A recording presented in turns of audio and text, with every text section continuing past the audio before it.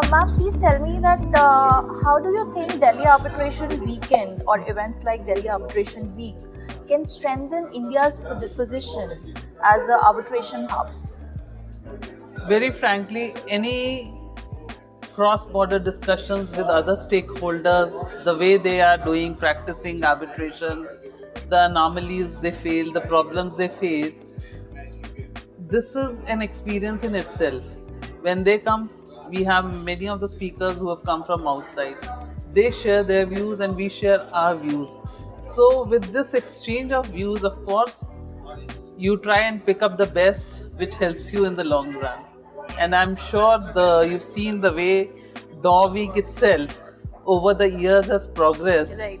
The more and more lawyers, litigants, general counsels are attracted towards it because everybody wants to have the knowledge what is going on in the other countries. If it is some good practices that can be adopted over here also, and our good practices can be adopted there. Right. Ma'am, we also spoke about fraud in today's panel discussion. So, can you tell me how can courts support arbitral institutions in safeguarding procedures against fraud?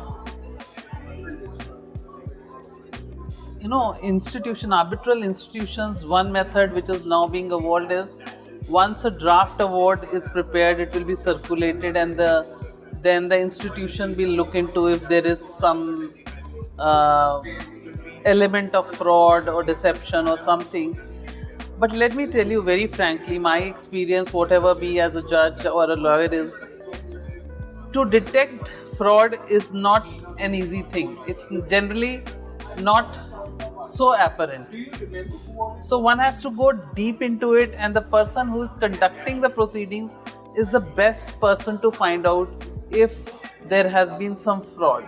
Now the problem is, if a arbitrator finds out and he spells out in the award, it is good. But to be able to find out an element of fraud by the arbitrator itself, it has to be too apparent. Right.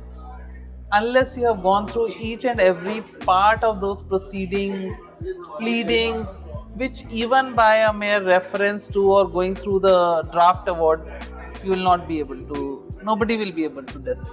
Yes, and we had a long discussion on this. So I think either there should be some expert committees or something who have time to go deeper into it. Right. So that will be a second level of scrutiny into the system. Right. And do you think is this any policy reform you think that it might come and we can have a second level of scrutiny? Slowly, everywhere, all institutions, these draft rules are being prepared that scrutiny of the draft award should be there. And slowly, when on scrutiny some errors amounting to fraud are found, slowly we'll progress and have rules on that also. Ma'am, how do you see that balance between arbitrators' autonomy and accountability is evolving in India's arbitration landscape? See, as I emphasized in what I said was, if party autonomy is the grand norm, accountability and impartiality and independence of arbitrator is also a very important facet to arbitration. Parties cannot have it that they will have the arbitrator of their choice and the award of their choice. Right.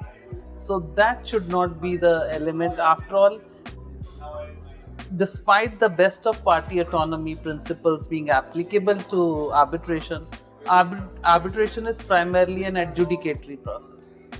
And any adjudicatory process should be free from any fraud or bias.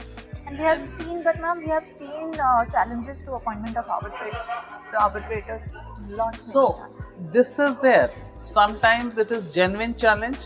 Sometimes it is deliberate challenge. Right. So they see that probably one of the arbitrator is not going according to what their wishes are. Right. So they go and challenge in the courts, which is very unfortunate. Right. But certainly the courts are there to look into all these acts, and I am sure the courts have never encouraged all these things. if you have to define Delhi Arbitration Week in one word, what that would be? I would say it is a sangam of arbitration. Oh, lovely.